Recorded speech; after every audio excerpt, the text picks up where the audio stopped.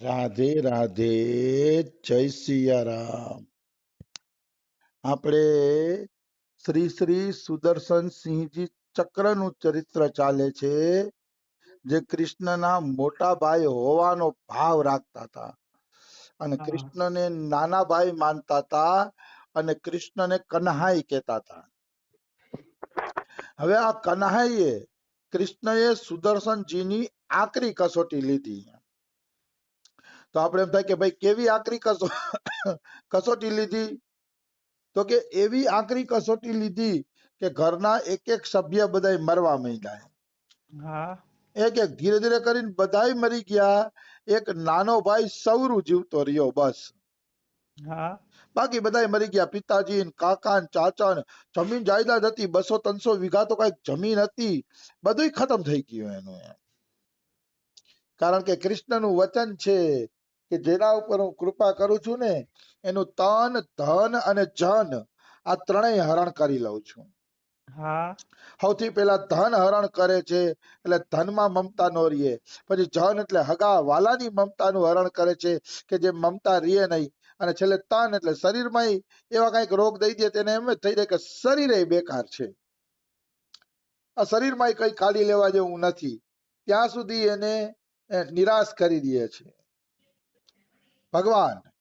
અને પછી ભગવાન પોતાની કૃપા વરસાવે છે. પછી જો ભક્તિ ન છોડે તો ભગવાન કૃપા વરસાવે છે અને ભક્તોના દાસ બની જાય છે.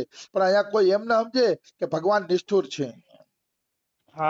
નિષ્ઠુર નથી, એના હગાવાલાઓનું પણ કલ્યાણ કરવા માટે ધામમાં બોલાવી લે છે. હગાવાલાનું પ્રણત કુટુંબ પાલ રઘુરાઈ. રામાયણમાં કીધું છે કે રામ શરણાગતના કુટુંબનું પાલન પોષણ કરે છે. મતલબ આ બધા લોકોને કાં તો ભગવાન ધામમાં બોલાવી લે છે અને કાં તો એવી જગ્યાએ જન્મ આપે છે જ્યાંથી એ ભજન કરી શકે. એટલે કોઈ દી એમ નહીં માનવાનું કે ભગવાન નિષ્ઠુર છે, એવું માનવું જ ન જોઈએ. ભગવાન કદાપી ક્યારેય નિષ્ઠુર હોઈ શકતા નથી. એ તો કરુણાનો સાગર છે, આવી વસ્તુ છે. તો સુદર્શનજી અત્યારે એકલા થઈ ગયા છે. ઉંમર ખાલી એમ માનો ને કે 15-16 વર્ષની છે. નાના ભાઈની જિમ્મેદારી અને એકલા, કોઈ આધાર નહીં, કોઈ આશરો નહીં. તો કોઈ આધાર આશરો નહોતો ને તો એને પિતાજીની એક વાત યાદ આવી. એના પિતાજીએ કીધું તું કે બેટા હું તો હવે મરવા પડ્યો છું કે, પણ એક શેઠ પાસે આપણા છે ને કે 800 રૂપિયા જમા પડ્યા છે કે, એ 800 રૂપિયા તું લઈ લેજે એટલે તું ઘરે ગામડે પહોંચી જઈશ અને તારી મતલબ ખાધા ખોરાકીના થોડા થોડા હાઈલે રાખશે. તું શેઠ પાસેથી 800 રૂપિયા લઈ લેજે. તો કે ઠીક છે પિતાજી. પિતાજી ધામ પધારી ગયા અને સુદર્શનજી ત્યારે સિટીમાં ભણતા હતા, મોટા શહેરમાં ભણતા હતા અને ત્યાં જ શેઠ પાસેથી 800 રૂપિયા લેવાના હતા. એટલે સુદર્શનજીએ નક્કી કર્યું બધા મરી ગયા છે પિતાજી ને, તો હવે ઘરે વયો જાવ ગામડે અને ગામડે જઈને ખેતી બેતી કઈક ધ્યાન દઈને આગળ કઈક કરશી એવું વિચારી અને શેઠ પાસે ગયા અને શેઠને કીધું કે લાવો મારા 800 રૂપિયા. તો ભાઈ આ તો સંસાર છે, કઈ સંસાર બધી જગ્યાએ સાચો નથી. તો સંસારના વ્યવહારમાં ઉતરે ને પટ કરતો વૈરાગ્ય આવી જાય. આ સંસારી માણસો એટલા ખોટા છે, એટલા નીચ પ્રકૃતિના છે ને કે બધાનો હક પણ મારી જાય છે. એટલી નીચ પ્રકૃતિના માણસો. આપણે એટલે સંસારમાં બધા કેવા સુખેથી જીવે છે, કોઈ સુખેથી નથી જીવતું. એકબીજાના ગળા કાપીને જ અત્યારે બધા પૈસા વાળા થાય છે. ગળા કાપ્યા વગર કોઈ પૈસા વાળું થાય જ નહીં. એટલે ઓલા શેઠે તરત કહી દીધું કેવા 800 રૂપિયા કે, તારા કોઈ 800 રૂપિયા મારી પાસે જમા નથી. તો સુદર્શનજી કે એવું ના બોલો, મારા પિતાજી ક્યારેય ખોટું ન બોલે અને એમાંય મરતી વખતે તો મારા પિતાજી થોડું ખોટું બોલે કે તમારી પાસે 800 રૂપિયા છે કે. તો કે મારી પાસે તારા કોઈ 800 રૂપિયા નથી. આ છે સંસારનું સ્વરૂપ. સંસારને ખબર પડી જાય કે આ બચોલિયા છે, પોતાનો હક મેળવી નહીં શકે, એટલે જો આવા આવા ગર્વ ભર્યા વચનો બોલતા હોય છે. આવી વસ્તુ છે.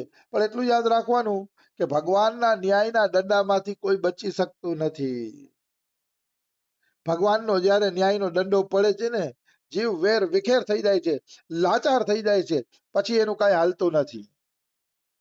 નિશ્ચિત લાચાર થઈ જશે, એમાં કોઈ શંકા નથી. શેઠ કે મારી પાસે કોઈ રૂપિયા નથી કે.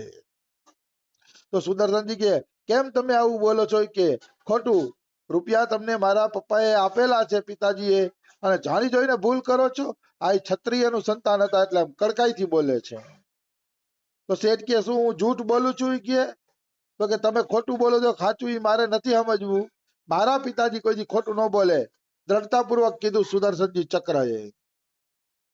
તો શેઠ શું કહે છે કે બચ્ચા તારે ગામડે જવું છે ને તો અલે 10-20 રૂપિયા આપી દઉં તને, 10-20 રૂપિયા આલે, તારી ટિકિટ કરાવી દઉં, તું ગામડે વયો જા જાય કે, બાકી તારા પિતાજીએ કોઈ ધન આપ્યું નથી. તો સુદર્શનજી ચક્ર પહેલેથી જો તેજસ્વી હતા, ભીખ ભીખ લેતા નહીં. એને કહી દીધું જાવ જાવ જાવ કે તમારા 20 રૂપિયાની ભીખ મારે નથી જોતી, મારે મારો હક જોઈશે કે.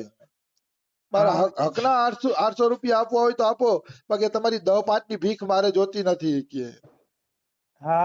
શેઠ કે તારા કોઈ પૈસા અહીંયા નથી તો જવા દે તું. તો સુદર્શનજી કે હું જાઉં છું ઈ કે, તમારી ભીખ નથી જોતી કે, હું મારા પૈસા મારી રીતે ઉભા કરી લઈશ કે તમારી કોઈ જરૂર નથી. વાહ. એવી રીતે ગુસ્સો કરી અને સુદર્શનજી ચક્ર નીકળી ગયા ઘરે.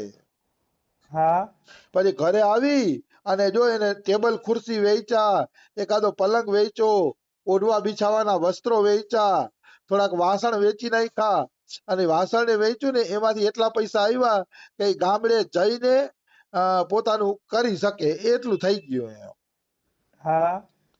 પણ 14 વર્ષના બાળકના મન ઉપર એક વૈરાગ્યની લહેર આવી. સુદર્શનજી કહે છે કે શેઠે મને 800 રૂપિયા નો આપ્યા ને ત્યારે જીવનમાં પહેલી વાર મને વૈરાગ્ય આવ્યો કે આ સંસાર અસાર છે, આ સંસાર બેકાર છે, આ સંસારમાં છેતરપિંડી સ્વાર્થ સિવાય બીજું કઈ છે જ નહીં. વૈરાગ્ય આવ્યો સુદર્શનજી. ભગવાન આવી ઘટના એટલે જ ઘટાડે છે કે જીવને વૈરાગ્ય આવે કે આવા સંસારમાં તમે હું ઉખેડી કાઢી લેવાના છો. જ્યાં 800 રૂપિયા જેવો હક દેવાય માણસો તૈયાર નથી, એ જમાનામાં હું સુખની આશા રાખી શકીએ આપણે? કોઈ આશા રાખી શકીએ એમ નથી. સંસાર કડવો છે, અનિત્ય છે અને દુખાલય છે. ભગવાને ગીતાજીમાં કહી દીધું એટલે ફાઇનલ. અનિત્યમ અસુખમ પ્રાપ્ય ભજસ્વમાં. આ અનિત્ય છે, દુખાલય છે, આમાં સુખની આશા રાખવી જ નહીં. પણ આમાં ભલે ઘણા માણસોને પ્રશ્ન થતો હશે, પણ અમારે યાર તો સારો વ્યવહાર કરવા વાળા માણસો મળે છે, સારા મળે છે, રાત કેતા હશે તો કે ભાઈ ઈ તમારા પુણ્યનો પ્રતાપ છે. પાછળ પુણ્ય કર્યું હોય ને એ પુણ્યની લેણાદેણીના કારણે માણસો તમારી યારે સારો વ્યવહાર કરે છે, બાકી સંસારનું અસલી સ્વરૂપ દુખાલય જ છે. બિલકુલ. આ તો પુણ્યના કારણે કોઈ સારો વ્યવહાર કરી નાખે એટલે આપણે એમ લાગે કે જાણે બધા સારા છે ને અમારી યારે સારો જ વ્યવહાર કરે છે. પણ વાસ્તવમાં આ ગલત વાત છે. ભગવાને જે ગીતાજીમાં કીધું એ ફાઇનલ, અનિત્યમ અસુખમ પ્રાપ્ય ભજસ્વમાં. આ અનિત્ય છે, દુખાલય છે, અસુખ એ સુખ છે જ નહીં. અનિત્યમ દુખાલયમ શાશ્વતમ એવું કઈક આવે છે, મને યાદ નથી પૂરો શ્લોક, પણ દુખાલય છે સંસાર, વાસ્તવમાં સુખ છે નહીં. હા, પાટલા પુણ્ય કર્યા હોય ને થોડું ઘણું સુખ આવી ગયું હોય તો એને જ આપણે બધું માની લેતા હોય છે, એ ખોટી વાત છે. સુદર્શનજીના મનમાં વૈરાગ્ય આવ્યો છે. વૈરાગ્યની અગ્નિ સુદર્શનના મનમાં હળગવા માંડી છે. એને સંસાર અસાર લાગવા માંડ્યો છે. ભાઈને લઈને સવારની 4 વાગ્યાની ટ્રેનમાં બેસી ગયા છે ગામડે જવા માટે. ભાઈ બિચારો નાનો છે, આજ 14 વર્ષના છે, તો ભાઈ તો બિચારો 11-12 વર્ષનો હોય. એમ ભાઈને લઈને ટ્રેનમાં બેસી ગયા છે. ભાઈ સૂતો છે અને સુદર્શનજી ટ્રેનમાં વિચારે છે, હાલતી ટ્રેને વિચારે છે, શું આ જ સંસાર છે કે શેઠે મારા રૂપિયા દેવાનું મના કરી દીધા કે ઓ મારા પિતાજી કેવા સત્યવાદી હતા, કેવા સ્પષ્ટ વક્તા હતા કે, અને શેઠે મને ખોટા પાડી દીધા. એને એમ થયું કે શું કરું, આવા અસાર સંસારમાં કેમ જીવન જીવવું. એવી રીતે વિચારતા હતા ત્યાં જ એના મોઢામાંથી હનુમાન ચાલીસાની એક ચોપાઈ ફરકી ગઈ. કારણ કે સુદર્શન સિંહજી ચક્ર હનુમાન ચાલીસાનો પાઠ કરતા રોજે રોજ. તો રોજે રોજ હનુમાન ચાલીસાનો પાઠ કરતા તો એના મોઢામાંથી હનુમાન ચાલીસાની ચોપાઈ નીકળી ગઈ. સબ સુખ લહે તુમારી સરના, તુમ રક્ષક કાહુ કો ડરના. હા ઓહો, આ ચોપાઈ નીકળીને ધીરે ધીરે જાણે અંદરથી હિંમત આવવા માંડી. 14 વર્ષનું બાળક હતા સુદર્શનજી, તો એવું લાગ્યું કે જાણે હૃદયમાં બેહીને હનુમાનજી હિંમત આપે છે કે તું કાંઈ ચિંતા ન કર, અમારી શરણમાં હોય છે ને બધાય સુખ મળે છે, અને અમે જેના રક્ષક હોય છીએ ને કોઈથી ડરવાનું રહેતું નથી, વાહ કોઈથી એને ડરવાનું રહેતું નથી, તું ચિંતા ન કર. અંદરથી જાણે આ ચોપાઈ દ્વારા હનુમાનજી બોલ્યા. મનુષ્ય જો કોઈ પણ આધ્યાત્મિક કાર્ય કરે ને તો મુસીબતના સમયમાં એ આધ્યાત્મિક કાર્ય અંદરથી બોલશે, બોલીને રસ્તો દેખાડશે. તારે ચિંતા કરવાની જરૂર નથી. હા આધ્યાત્મિક કાર્યની તાકાત છે ભાઈ, એમ થોડું કાંઈ હોય. તાકાત છે આધ્યાત્મિક કાર્યની, એમાં કોઈ એટલે કોઈ શંકા નથી. તો અંદરથી આ ચોપાઈ નીકળીને એટલે પછી એને હિંમત આવી ગઈ. પછી એને શું કર્યું, અંદરથી કાવ્યની ધારા પ્રગટ થઈ. 14 વર્ષની ઉંમરમાં પહેલી વાર એને પોતાના હૃદયના ઉદ્ગાર લખ્યા, અને હૃદયના ઉદ્ગાર રૂપી ફૂલ એને કૃષ્ણના ચરણમાં અર્પણ કર્યું. હા મતલબ મતલબ રેલગાડીની અંદર જ એમને કવિતા બનાવી. હા સુદર્શનસિંહજી ચક્ર એ રેલગાડીની અંદર જ કવિતા બનાવી. ઠહરો યો ન મુજે ઠુકરાવો. ભગવાનને કહે છે, હે ભગવાન ઉભા રહ્યો, આમ તમે મને ઠુકરાવો નહીં કે. હા દીન અનાશ્રિત દુર્બલ લખકર યો મત આંખ દિખાવો. હું દીન છું, દુર્બળ છું, આશ્રય વગરનો છું, તો મને આમ ભગવાન તમે આંખ દેખાડીને ન વયા જાવી કે. હા भूल रहे हो मैं अनाथ हूँ, आश्रयहीन मलिन गात हूँ, नीच तुच्छ हूँ पतित त्याज्य, जैसा भी वैसा मैं उनका कहूँ हरि से. મતલબ આમ તો હું અનાથ છું, દીનહીન છું, બધાએ મને છોડી દીધો છે, પણ જેવો છું એવો પ્રભુ હવે હું તારો છું કે. હા તો હે પ્રભુ તમે આવો ને મને અપનાવો કે. सुना नहीं वे दीन बंधु है, निर्बल केबल कृपा सिंधु है, पतित पात दाहक सुसाथ है, परम अकिंचन तुच्छो के ही जगन्नाथ है, अतः न त्याज्य बनाવો. મતલબ ભગવાન દીન બંધુ છે. સંસાર વાળા સાંભળી લેજો, ભલે તમે બધાએ મને એક છોડી દીધો, પણ મારો ભગવાન દીન બંધુ છે, કૃપા સિંધુ છે, અનાથોનો નાથ છે. હા એટલે જ મારા પ્રભુનું એક નામ છે જગન્નાથ. જગન્નાથ નામ જ એટલા માટે છે કે એ આખા જગતનો નાથ છે. હા તો કે આ જગન્નાથે મને અપનાવીને રાખ્યો છે, મારે કાંઈ ડરવાની જરૂર નથી કે. मेरे वे धन है, बल है, जन है, भाई है, स्वामी है, तन मन है, आश्रय दाता मम जीवन है, जो कुछ वे है वे ही प्रियजन है.